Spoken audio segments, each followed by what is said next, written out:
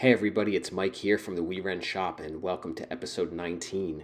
In this episode, we're going to continue with the disassembly of the engine block. We're going to remove the main caps, the rod caps, the crankshaft, the oil pump, and the pistons. It's getting very exciting, so stay tuned.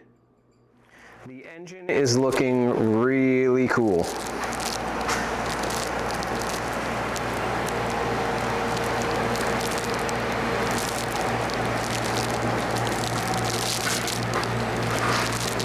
The next phase is to remove the starter and the oil pump.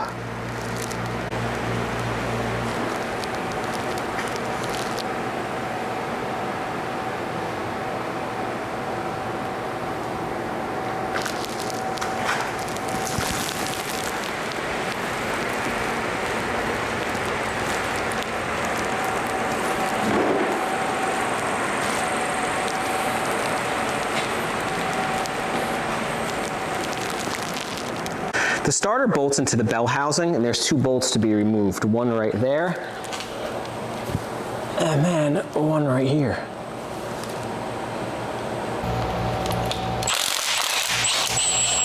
It's a 17 millimeter.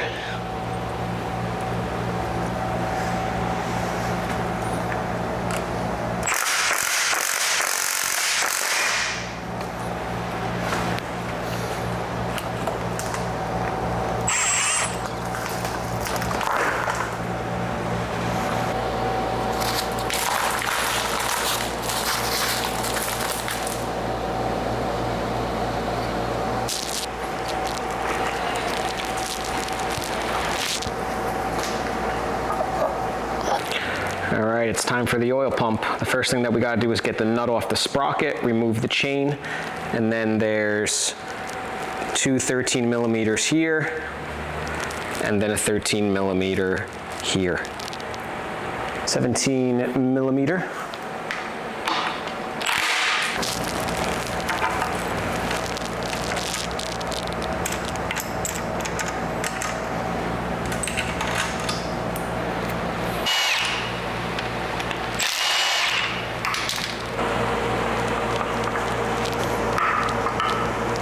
You know, since I took this engine apart, I've just been thinking a lot about it and what I've seen so far just from this limited disassembly that I've done. And here's some finer points. The first point is that I don't see any scoring on the cylinder walls. There's a little bit of a minor ridge, but you know, that's to be expected. You know, we got some carbon on the top of the pistons, but you know, nothing crazy. I have a feeling that this engine will not require a lot of machine work. There is even a remote possibility, not remote, a strong possibility that I might not even have to send this to the machine shop. If it doesn't need to be sent out, then, you know, why send it out? But just with an engine with this mileage, it's looking good so far. Here's another reason why I say that. When we take a look at these bearing caps, you see this wear here. Now, this wear is very typical. It's normal to have these sort of striations on the bearing cap.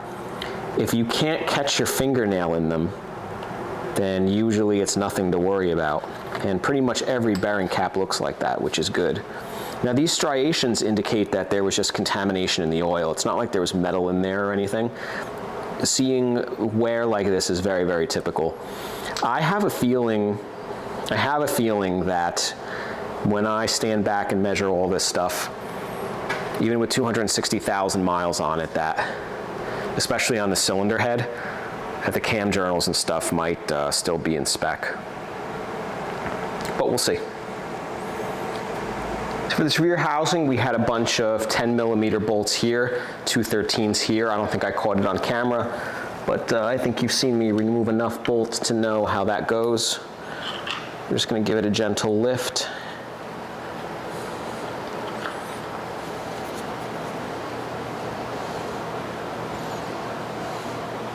That's what that looks like.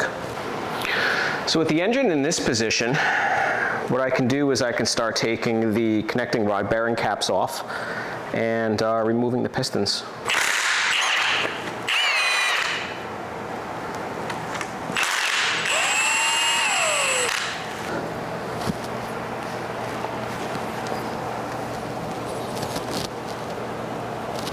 So what we had to do is we had to move the number 1 cylinder back to the bottom, because these rod caps just don't come off. That oil slick is holding them on. So that's what you got to do to get them off.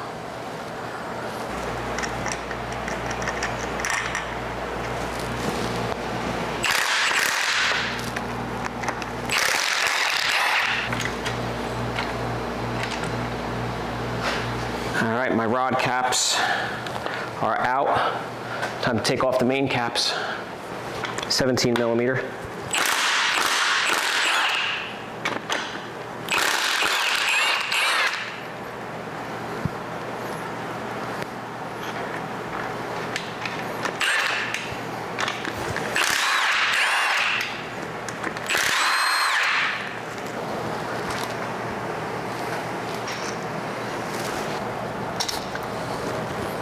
The oil film on these things could be pretty incredible, holding it down like that.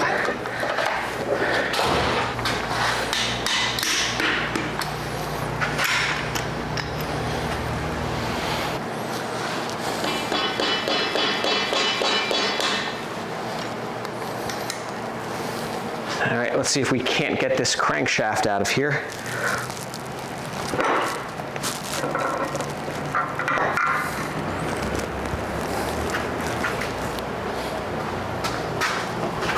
So what's happening is the piston rings are getting stuck on the ridge.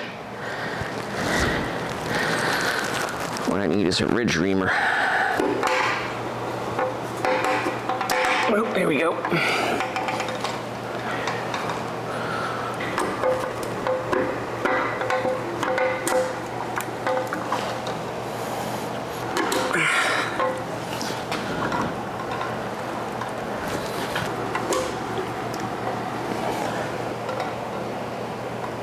Last 2 pistons. There's a lot of junk inside of this one. I just want to wipe it out.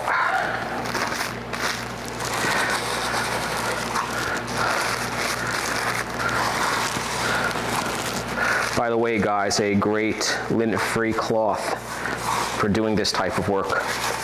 Coffee filters. They're cheap and they're lint-free, which is very important. You don't want to get lint anywhere near where you are rebuilding an engine. So anytime I have to do something like this, I use a coffee filter. Old timer taught me that a long time ago.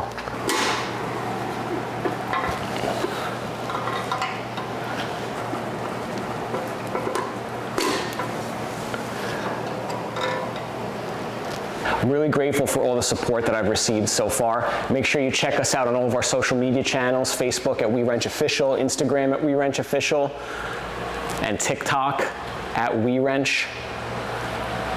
So you can see the amazing progress on this project. My dream car, BMW E34 M5, complete rebuild and restoration.